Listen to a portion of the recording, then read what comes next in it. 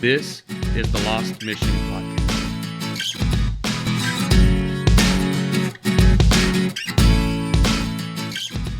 Hello, everyone.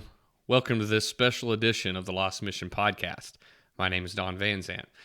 Usually on this channel, we discuss biblical topics, Bible translation, doctrine, cults. Everything is centered around the gospel on this channel. But today's video is going to be a little different. It is going to be a sort of hybrid video. Today, we're going to be one part true crime, and the other part Bible lesson. And I hope that starts to make sense to you as the viewer or as the listener if you're listening to the podcast. I hope it starts to make a little bit of sense to you later on, because I really believe that today's topic is so relevant to the gospel. Or maybe I should say that the gospel is so relevant to today's topic. And that topic is the death, the disappearance and death of Gabby Petito. Now, Gabby Petito has been in the news lately. I'm certain if you're watching this video that you have heard her name, you've seen her in your social media feeds, you've seen her on the news, you know who Gabby Petito is. But the thing is, there's a very gospel element to the story of Gabby Petito that we're going to talk about later on in the video. But before we get into sort of that element of the story, or before we even get into the details surrounding the disappearance and death of Gabby Petito, I think we would do well to understand something about Gabby. Gabby was really just an all-American, all-around normal girl. She's even been referred to in the news as America's daughter because she has that feel of just being the person that you would know from down the street. Or at least that's the way she's been presented in the media. She seems to be the type of person that we could all come into contact with at some point in our lives. And also, her story has highlighted several other missing persons and unsolved mystery type cases. So there's been a very personal connection to Gabby for all of us. I have felt this connection. I never met Gabby. I didn't know her. But as I watched her story unfold in the media, I hoped for justice. I hoped for a good ending to this story. Sadly, to this point, we haven't had that, as Gabby was initially listed as missing, but then later on she was found dead and her death was ruled as a homicide. But let's talk about Gabby. Who is she? Who was Gabby Petito? A quick little quip from the New York Times article about Gabby Petito. Ms. Petito had been working as a pharmacy technician to save money for her trip with her fiance, Brian Laundrie. She met Mr. Laundrie, age 23, at Bayport Blue Point High School on Long Island, according to her stepfather, Jim Schmidt. She is the eldest of 6 siblings, so she's a regular all-American young girl. She has 6 brothers and or sisters. For the most part, Gabby seemed to be a normal, adventurous young woman. She had friends. She loved social media. She loved Instagram and YouTube. For a while, she worked at a juice bar. She attended high school. Gabby graduated from Bayport Blue Point High in 2017, and sometime later in 2019, Gabby would actually begin dating Brian Laundrie, who I believe attended the same high school with her. And shortly after their relationship began, Gabby would actually move from New York down south to Florida with Brian. And not long after moving to Florida with Brian, the two would become happily engaged. Or so it seemed happily engaged. Gabby moves down south. She becomes engaged to Brian. I'm sure that young Gabby felt as if her life was just playing out in front of her, that it was wonderful, that it was beautiful. She loved it. I'm sure that she was a happy young woman. She had every appearance of happiness. Conflicted, no doubt. Had some struggles, apparently, that she faced, maybe those inner demons. And that's no problem, because let's face it, we're all human, right? We're all human beings, and none of us is yet perfect at this point, because we've not been translated over into glory. We are in a sinful body. So for me to hear that Gabby may have had some struggles in her life, maybe with mental health issues, that's no problem for me. I don't look at her as some strange or odd person because of that. No, I look at her as a real person because of those things. But so Gabby moves down south with Brian Laundrie and his family. She moves into their Florida home. and lives with them for over a year. Gabby lives in the home with them. She eats at their table. She sleeps under the same roof as them. She is essentially a part of this family as Gabby is set to wed Brian and become truly a part of his family. Like I said, all seems well, good even, maybe even perfect in some ways. And then in June of 2021, earlier this year, her father also made the move to Florida. No doubt, in part, he makes this decision because he wants to be closer to his daughter, closer to his little girl. I'm certain there were other sort of factors that played into things, but he wanted to be close to Gabby. And so with the pandemic still affecting the American economy, Gabby makes the decision in early June of 2021 to quit her job and travel the country in her white Ford Transit van with her fiancé, Brian. I'm certain this young couple was excited and thrilled for the new adventures that were to lie in front of them. It seemed as though they were going on the trip of a lifetime, Gabby and Brian. So what's the timeline? What is the timeline of events here? How did this all play out? This is a very new, very even developing story, but I'll share with you what I know and try to get us to at least current with the story. As of the timing of the recording of this video. Okay, so the trip would begin in June as the couple would travel to Blue Point, New York to attend her brother's graduation. So they leave Florida, they travel north, and they go to New York. And from here, they would embark on their journey across the U.S. On July 2nd, they left New York and traveled through Colorado and Utah for the next several weeks. They would document their travels as they went, post to Instagram and to YouTube, sharing with their family and friends. And really, I mean, it's the internet, so anyone who might have been interested to see what was happening, they posted this all online for people to see. It was rumored at some point the couple may have possibly crossed paths with the ill-fated Kylan, Kai Schultz, and Krista Turner, who were both found shot to death on August 18th. So there was some speculation because of the location of things that Brian and Gabby may have crossed paths with this other couple, these other young women that wound up being shot to death on August the 18th. That connection has since been ruled out. Whether they crossed paths or not, we don't know. It seems unclear. But any involvement in the case from Brian and or Gabby has been ruled out. They had nothing to do with the deaths of these two women. But there's a sinister element to that, aside from the two women that died, because apparently in one of Gabby's videos that she uploaded to YouTube, Brian can actually be seen sitting and reading a novel entitled Annihilation. And in this book, Annihilation, it details a story of the deaths of 3 women. And so all of these connections begin to be made, sort of conspiracy theories begin to develop that Brian, because he read this book where 3 women die, that he wanted to in some way play out the plot of this book, and so he killed these 2 women and subsequently killed Gabby Petito. Like I say, that has since been ruled out. Just because Brian reads a book doesn't make Brian a murderer. That's not proper evidence. But will it play into the story later on? We don't know as of right now. This may or may not be an important detail in the future, but it definitely adds to the sinister element of the story. The thing that you and I, as we follow the story, when we hear these details, we think, oh my, what is going on here? It has that sort of wow factor. So August the 12th, the all-important day. On August the 12th, there's a 911 call placed to the Grand County, Utah Sheriff's Department. In the call, a domestic situation involving Brian beating and slapping Gabby is detailed. Police respond as quickly as they can, and shortly they pull over Gabby's white Ford Transit van, and they question Gabby and Brian. Now, in the video, this is where the posted body cam footage of this traffic stop that has become so popular. It was from this stop on August the 12th.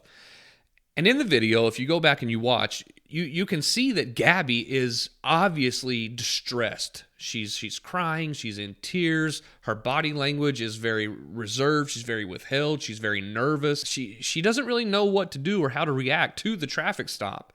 She's afraid that she might get into trouble. She's afraid possibly that Brian might get into trouble. She doesn't want either of them to have any trouble with the police. And so what happens is authorities actually wind up separating Brian and Gabby and questioning them separately. They put Gabby into one of the police cruisers, and they question Brian to the side of the road. Gabby, like I said, is obviously distressed. She's trying to make calls and reach out to her family. In between those calls, the officers would question her and try to garner and gain information from Gabby. Brian stands to the side and answers questions. Now, while Brian appears nervous in the videos, he's not to the level of distress that Gabby is. He's not in tears. He's not sobbing. He's not shaking. He seems to be very in control of himself, of his words. He gives good responses to the officer's questions. But it is of note that at one point during the video, the officer actually brings this up, but you can see a large scratch on the side of Brian's face. And the officer questions Brian and asks him about the scratch on his face, and I believe some scratches were also on his hands. They're less visible in the video. But when Brian is asked these questions, he lets them know that Gabby has inflicted these scratches on his face.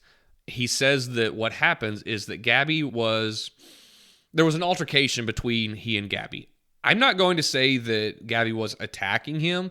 It seemed as though Brian almost paints the story out that way. But he says that what he's doing is actually trying to push Gabby off of him. That she's coming at him. He's trying to get her off. And so in the midst of this disagreement, she scratches his face. That's sort of Brian's story that he goes with. He is much cooler, like I said, than Gabby is, who is in distress.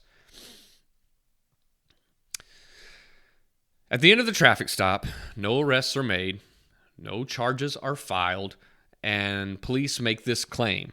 They claim that there was, quote, insufficient evidence existed to justify criminal charges. That is in the official police report surrounding the traffic stop for Gabby Petito and Brian Laundrie. So they send the couple on their way. They do make a recommendation that they may separate for the night just to kind of let themselves cool off a little bit, hoping that cooler heads will prevail in the morning. And Gabby and Brian apparently take this advice. Gabby takes the van and she goes one way for the night, drops Brian off at a hotel, and he stays there for the night. Well, it seems like the problem is then solved, at least at that point in time. 12 days later, on August the 24th, Gabby is spotted checking out of a Fairfield Inn and Suites in Salt Lake City, Utah. This is one of the last times that Gabby is reported as being seen alive. There are some accounts that say that Gabby was seen at a restaurant around this same time with Brian, that there was another altercation with them inside of a restaurant, and witnesses detailed the two arguing and fighting once more. But this is one of the last times she is seen at this Fairfield Inn and Suites, possibly a little bit earlier or later, depending on when it actually happens at the restaurant. But on August the 25th, Gabby speaks with her mother for the final time. She calls her mother via FaceTime and informs her that the couple will be heading into the Grand Teton and Yellowstone National Parks. And that's the last time that Gabby speaks with her mother. It's the last time that Gabby's mother hears her daughter's voice. She did receive two sort of strange text messages a little bit later on, I believe the same day, but later in the day. And what made the messages strange, they weren't your average text messages between mother and daughter. There was something about them that just felt off as Gabby's mother receives these texts. For example, when she texts her mother, she refers to her grandfather, but she calls him by his first name, Stan.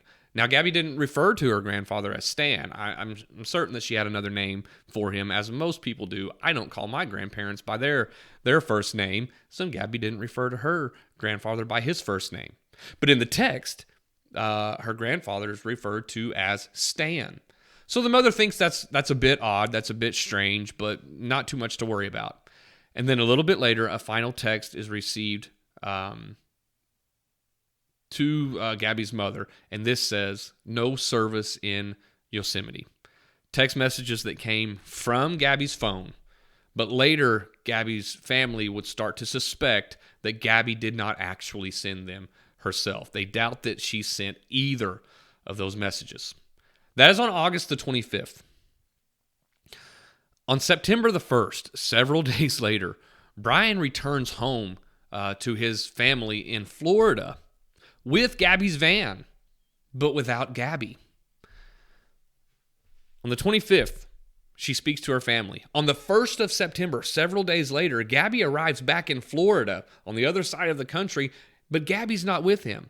And she is not reported missing until several days after that on September the 11th, and then it is by Gabby's family in New York. So it takes several days for word to even travel to New York that Gabby's missing. She's gone. Brian's home, but Gabby's not with him. They file a missing persons report, and an investigation is launched to attempt to find Gabby. That's on September the 11th. Immediately, Brian refuses to cooperate with the investigation. He would not speak with police. And on September the 14th, Brian also disappears. He's gone. And to date, as of the time of the recording of this video, Brian still has not been found. On September 19th, human remains were found at the Spread Creek dispersed camping area in the Bridger-Teton National Forest. It was believed that these remains belonged to Gabby, but that was not the official ruling, not yet. It was released to the public that it was believed that Gabby's body had been found, but no official statement had been made. That was on the 19th. On the 21st of September, it was officially announced that this was indeed the body of Gabby Petito, and the cause of death was determined a homicide. On September 22nd, a federal arrest warrant was issued for Brian for fraudulent use of Gabby's debit card. Brian had been missing since September the 14th. There had been a large-scale manhunt in Florida for Brian, but no arrest warrant had been made yet, and still no cooperation by Brian's family. On the 22nd, that changed, and an arrest warrant was issued. Brian is still at large, but it is believed that he is hiding somewhere in Florida in the Carlton Reserve, if he is still alive at all. There is much speculation as to where Brian may be or what may have happened to Brian, as the area that he is suspected to be hiding in is full of all sort of treacherous terrain, alligators, snakes, and the such like. Brian is believed to have had great survival skills, claiming that at one point that he may have gone into the woods for over a week and survived on cheese and peanut butter crackers. So Brian has at least some ability to make it on his own for an extended period of time. Some reports have said that Brian could stay in the wildlife reserve where he is at for months without being detected, but time will tell, and we may know sooner rather than later what has happened to Brian. We can only hope that they'll find him soon. So at the time of this recording, Gabby's disappearance and death are still unresolved. Like I said, her death has been determined to be a homicide, but there isn't even a suspect to this point in the death of Gabby. But what brings me to my point, the reason to even make this video in the first place, is that not only is Gabby's disappearance and death a mystery, not only is it very sad and we empathize and sympathize with the story, but there's a very powerful gospel element that exists inside of this story. Because with this being a Christian channel and with this being a Christian podcast, obviously so much of what I say is geared toward the Bible and biblical study, but there comes a point when the gospel interacts with the real world. And in the quote that I'm about to share with us, we're going to see how that happens. Because the Christian faith is not just an abstract faith. It's not just a philosophical approach to life. It is a reality. God is real, and the gospel is real. And I'm going to show you an example of that reality in this following quote. In an interview with Ashley Banfield on News Nation Now, Gabby's father, Joe Petito, was asked how he felt about the Laundrie family's silence on the disappearance of Gabby. Let me play for us the video, and then we'll make a comment on it. But here is video of the interview with Ashley Banfield. By two members of Gabby's family. Joe Petito is her father, Zoe Wickman is her cousin, and Mary Wickman is Gabby's aunt, and they are seated beside each other. Joe, if I can just start with you, any news, anything from the authorities, anything that might advance this case? No, I mean, nothing that I have, so to be honest, I get the information almost as you guys get it. So no, I don't have anything new. I got some new frustrations based on a statement that was made.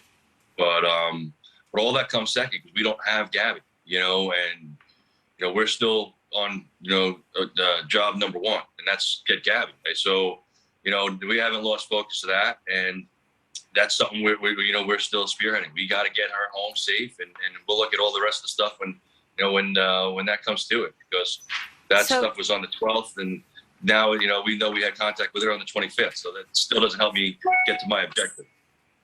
And the objective, obviously, is to try to find out anything that might be possible, just in terms of what the last contact her fiance had with her was, and there's just nothing coming from them. To that end, Joe, you and Gabby's mom, combined families now, released a public letter to the Laundrie family, and this is what you wrote. You said, Gabby lived with you for over a year. She was going to be your daughter-in-law. How can you keep her location hidden? Please, if you or your family has any decency left, please tell us where Gabby is located. Tell us if we're even looking in the right place. Joe, the only word that we publicly have heard after that letter came out publicly was Cassie Laundrie, just with that very quick clip that we aired for ABC saying we just wish that she'd come home safely. We loved her too. How did that land with you? It actually made a lot of sense, and it brings the things to light because we've been looking for Gabby for how long, and they've known that Brian's been there since the first. So if she was, that was a very nice, well-written statement, but it does explain if that's that family's version of love, to just ignore and not care that someone's gone and people are looking for them and the entire country's looking for them. That explains how we got to where we are today. Because, look at their version of what they call love. So, where was she? It's just bizarre to see this. Just to see no response to this extraordinary letter that you sent out. Notice the quote from Joe Petito. If that's that family's version of love, to just ignore and not care that somebody's gone and people are looking for them, an entire country's looking for them, that explains how we got to where we are today. Because, look at their version of what they call love. Okay, before we talk about the gospel in this statement, let me make two things clear. Let me say two things. One, it is not my intent to exploit this terrible situation in any way. I don't want to exploit the situation in order to make some religious statement. It's sad enough by itself. We don't need to build religious conspiracy theories or attempt to use Gabby's death to further any type of agenda. So I want that to be known to you, the viewers. It is not my intent to exploit this terrible situation. Two, I know nothing of Gabby's family or of Gabby's religious views, so I will do my best to neither demonize nor deify her with my following comments. I want to be kind, caring, and gracious to Gabby, her life, her memory, and her family in my following statements. And as of right now, the same can be said for Brian Laundrie and his family. I don't know enough to make a decision. I have some strong views, but I don't know enough to make an official decision on that. I just don't have enough facts to make a determination. When I heard Gabby's father make this statement, at first I was enraged. I have children too, and as a father, I would do anything and everything I could for my daughters and for my son. But if my little girl was missing like Gabby was, and there was no cooperation from the other side, I would be angry too. I would be enraged. So I understand where Joe Petito is coming from. As a father, I would hope for full cooperation from anyone who may have any information on my daughter if she were missing. And if they were withholding this information, I would be angry as well. So I understand where Mr. Petito is coming from. But then I went back and I listened to the clip again. I listened to what Mr. Petito had to say again. And this was his statement. If that's their version of love, to not care. And when I heard Joe Petito say those words, it made me realize that he is absolutely exactly correct. And that is why the gospel works in the real world. Sadly, in this case, we see this played out in all the wrong ways. Gabby was left alone to die in the wilderness, and that is not love. Gabby was not reported as missing to the authorities. That is not love. Brian refused to cooperate with the investigation. That is not love. Gabby was his fiance, and I'm certain that at some point Brian looks at Gabby and tells her those words, "Gabby, I love you." But he chose not to demonstrate that, and that is not love. Brian's family is still yet unwilling to work with local, state, and federal authorities, and this is not love. So if we have a prime example of what love is not, and Joe Petito knows that's not what love is, and we that are following along with the case would likely agree that's not what love is, well then it begs the question, what is love? 1 Corinthians chapter 13, verses 5 through 8. Love. It does not dishonor others. It is not self-seeking. It is not easily angered. It keeps no record of wrongs. Love does not delight in evil, but rejoices with the truth.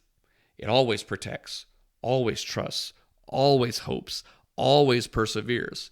Love never fails. So what is love? Love is selfless. Brian did not act in a selfless way. Love finds no pleasure in evil. I'm not saying that the Laundrie family is taking great pleasure in the events that are unfolding in front of them. I don't believe that they are. But there's a certain element when you say that you don't take pleasure in evil is that you don't even entertain the evil. And it appears as though what we have seen out of the Laundrie family, they are entertaining this evil by not cooperating, by their unwillingness to cooperate. But most important of all, love never fails. And honestly, it breaks my heart to think that this young girl is somewhere out in the wilderness, likely injured, and her fiance leaves her there, takes her keys, takes her debit card, takes her vehicle, and drives away and lets her lie. In a situation like that, that is a failure. Love never fails, and that is not operating in love. One of the greatest truths of Christianity is the truth of love. And in this situation, I don't know that Mr. Petito intended to preach a gospel sermon or to preach a gospel truth, but he did. He highlighted what a lack of biblical love looks like with his comments. He showed us what love is not. So then when we go to Scripture, we can understand what love is. Love doesn't hide. No matter the evil, love is honest and love is noble. And that is why the gospel works. And the point is this. The point is this. The Word of God is not true just for Christians. The Word of God is true. The gospel doesn't just work for Christians. The gospel works. The Word of God is absolute truth. And in a world that operates outside of this truth, it operates under a guise of deceit and of lies, and ultimately one of death. And we see this played out in the story in front of us. So let me say this. Consider your sides. Do you believe the gospel is only good for those religious people? The gospel is only good for those Christian people? Or do you understand that the gospel is for all people? That is why it is good news. It is the only good news that really exists out there. And like I say, I don't say that to sound as though I'm trying to exploit the situation. That is not my goal. That's not what I'm going for here. But if I were to be able to talk with the Laundrie family, I don't think they'll ever see this video. I don't think they'll ever listen to this podcast. But if I were to be able to speak with them, I would encourage them to come clean, cooperate with the authorities, go to the news media. If you don't know much, let them know we don't know much, but we're willing to cooperate and assist in any way that we can. Tell the authorities. To Brian, if I could speak with Brian, I would tell him, Brian, turn yourself in.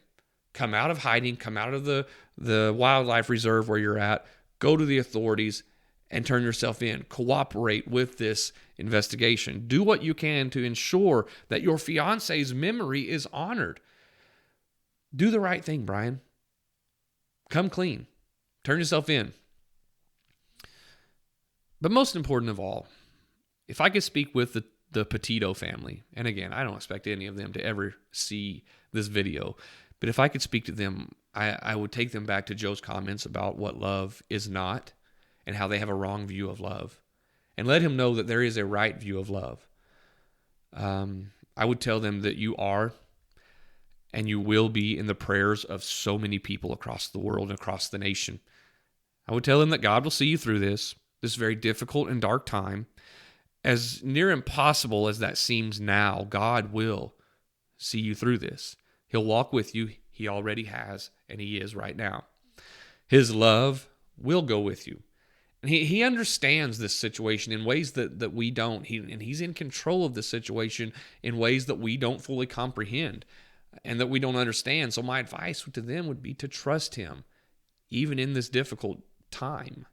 But finally, to you, the listener, to you that are watching the video, here's what I have to say. The Word of God is real, and it's true. Not the world around us as we view it. That's deceit. That is lies. It's selfishness. That's what we see in the world. The gospel is the truth. And I would encourage you to abandon anything and absolutely everything that is opposed to the truth. Surrender your life to Christ if you never have made that full surrender to God, and understand that the world as you view it isn't being understood from a reality. It is a misperception of reality. It's a misunderstanding of truth. The truth is the gospel. And we've seen that, because if you felt that anger, you felt that frustration surrounding this case, it's because you understand there's a right and there's a wrong, and you can see the wrong so highlighted. But then turn that and look to understand who and where and what the right is, and that is Christ. So we'll continue to pray for the Petito family.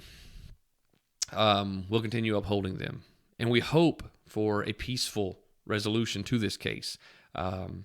It's a sad and a tragic thing. The Petito family will forever be changed, but I know that God has grace for them. That does it for this one, guys. Until next time, though, grace and peace.